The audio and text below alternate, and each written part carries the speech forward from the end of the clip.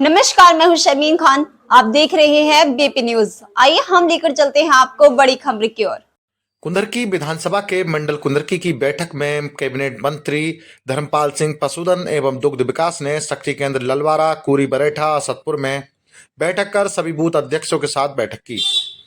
उन्होंने कहा कि हमारी जीत का लक्ष्य बूथ का अध्यक्ष तय करेगा, क्योंकि बोर्ड बूथ अध्यक्ष बूथ तक ले जाने का कार्य करेगा। सभी वोटर हमारे संपर्क करने से हमारे पक्ष में वोट जरूर करेंगे एवं बूथ अध्यक्ष अपने पन्ना प्रमुख साथ ग्राम के प्रमुख लोगों से भी संपर्क कर वोट करने का आग्रह करेगा तो वे भी हमारे साथ जरूर आएंगे। मंडल अध्यक्ष रमन भूषण एडवोकेट ने कहा कि हम सभी पन्ना प्रमुखों के साथ घर घर जाकर संपर्क कर सभी को साथ लाकर भाजपा के लिए वोट करने की अपील करेंगे। न्याय सबको तुष्टिकरण किसी को नहीं। भारतीय जनता पार्टी की सरकार में तुष्टिकरण नहीं, जो गलती करेगा उसको दंड मिलेगा। हिंदू गलती करेगा तो हिंदू को दंड मिलेगा और मुस्लिम गलती करेगा तो मुस्लिम को। न्याय के आधार पर व्यवस्था है और विकास में एक गरीब हिंदू को राशन फ्री मिल रहा है तो गरीब मुसलमान को भी राशन फ्री। इसमें ये नहीं ये मुसलमान है इसको नहीं देंगे। उधर की विधानसभा में विकास की हवा बह रही है और जनता ने उसमें सम्मिलित होने का मन बना लिया है। हम तो ये देख रहे हैं निरंतरता में गांव में प्रवास और रहते हुए संपर्क करते हुए उधर की विधानसभा की जनता स्वयं ये चुनाव लड़ रही है। रामवीर सिंह को अपना घर का प्रत्याशी मानकर उन पर भरोसा किया है और विकास के लिए भरोसा किया है।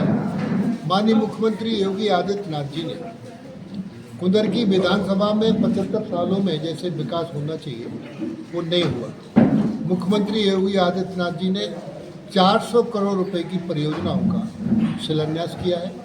उसमें आपकी जो डींगरपुर का रोड था उसमें पता ही नहीं लगता था सड़क में गड्ढे हैं या गड्ढों में सड़क है। उसका टेंडर होकर उस पर काम प्रारंभ हो गया है और आचार संहिता के बाद जो परियोजनाएं जिन पर काम प्रारंभ नहीं हुआ है उन पर भी काम प्रारंभ हो जाएगा। तो 20 तारीख को रामवीर सिंह भारतीय जनता पार्टी के प्रत्याशी रिकॉर्ड मतों से विजयश्री हासिल करेंगे। यहाँ चुनाव हिंदू और मुसलमान के आधार पर चुनाव नहीं हो रहा है, यहाँ का चुनाव विकास के आधार पर। जैसे कल अखिलेश यादव जी आए थे और उन्होंने कहा कि योगी जी को अंग्रेजी नहीं आती, क्या कहना चाहेंगे इस मामले में? देखिए, योगी जी हिंदी जानते हैं, संस्कृत जानते हैं, अंग्रेजी जानते हैं और उर्दू भी जानते हैं। ये हिंदी हमारी संस्कृत हम देवभाषा है, हिंदी मातृभाषा है, उर्दू तहजीब की भाषा है और अंग्रेजी गुलामी की भाषा है। अखिलेश यादव जी जो बात करते हैं वो गुलामी की बात करते हैं। अच्छा, उन्होंने ये भी कहा अपनी सभा में कि कपड़ों वस्त्रों से कोई संत नहीं होता। देखिए, वस्त्रों का बड़ा प्रभाव होता है।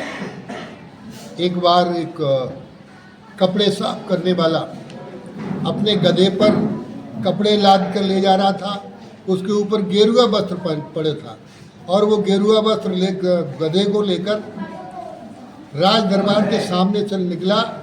गेरुआ वस्त्र देकर को राजा सिंहासन से खड़ा हो गया और दूसरे दिन को से पहले दिन लगा कि राजा ने मेरा सम्मान किया है। दूसरे दिन को फिर वो बिना गेरुआ वस्त्र के उस गधे को लेकर उसके सामने से निकला तो राजा ने उसको फांसी देने का हुक्म किया। गेरुआ वस्त्रों का इतना सम्मान है। गैरिक वस्त्र जो है पवित्रता के प्रतीक है, गैरिक वस्त्र जो है सच्चाई के प्रतीक है, गैरिक वस्त्र भाईचारे के प्रतीक है। इसलिए देश में और प्रदेश में एक तरीके से पूरी तरीके से भाईचारा व्याप्त है और माननीय मोदी जी के सपनों का उत्तर प्रदेश बने। योगी आदित्यनाथ उसके लिए काम कर रहे हैं। एक भारत श्रेष्ठ भारत, आत्मनिर्भर भारत की परिकल्पना कुंदरकी में साकार हो रही है। देखिए मित्र, आप लोगों को भी दिखाई दे रहा है हम कैबिनेट मंत्री हैं। कुंदरकी में हम जनता का दरवाजा खटखटा रहे हैं, दरवाजे पहुंच कर वोट मांगने की अपील कर रहे हैं। यहाँ भी इस गांव में भी आप देख रहे हो लोग आए हैं हमारी अपील पर, हमको भरोसा दिलाया है, संकल्प लिया है कि हम भारतीय जनता पार्टी के पक्ष में मतदान करके रामवीर सिंह को इस बार रिकॉर्ड मतों से जिताएंगे। हम जनता के आधार पर वोट मांग रहे हैं, व्यवस्था के आधार पर नहीं। क्या लगता है इस बार कुंदरकी की सीट जो काफी समय से समाजवादी पार्टी की रही है, क्या इस बार बदलाव होने जा रहा? निश्चित रूप से 75 वर्षों में कुंदरकी का जो विकास होना चाहिए नहीं हुआ। एक वर्ग के लोग रहे, उन्होंने तानाशाही समझी। अब कुंदरकी की जनता ने परिवर्तन किया है, अपना मन बदला है, विकास होगा और विनाश समाप्त होगा। अखिलेश जी ने जो उन्होंने रामवीर जी ने टोपी वगैरह लगाई थी, वस्त्र धारण किया, उस पर भी कटाक्ष किया है। क्या लगता है आपको ये इस तरह की जो बातें सामने? देखिए, देश सबका है, हिंदू और मुसलमान का नहीं, ये देश सबका है। देश की लड़ाई हिंदू मुस्लिम सिख ईसाई ने लड़ी, तो हमारा देश आज़ाद हुआ। और इस देश पर जितना हिंदू का हक है उतना ही मुसलमानों का हक है, सिख और ईसाइयों का हक है। ये देश सभी का है, वेशभूषा से कोई फर्क नहीं पड़ता है। धन्यवाद। धन्यवाद।